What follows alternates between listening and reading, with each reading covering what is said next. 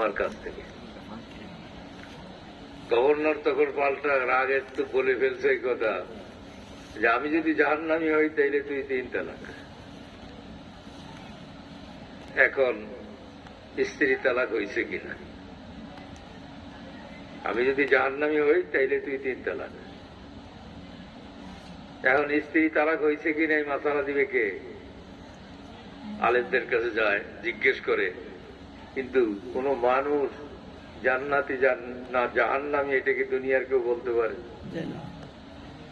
মাসালা কেউ দিতে পারতেছে না।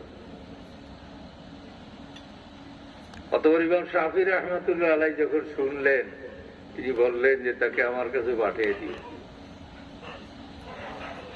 গভর্নর তার কাছে গেল, একান্ত একটা রুমের ভিতর নিয়ে তাকে খুব ঠান্ডা মাথায় জিজ্ঞেস করতেছে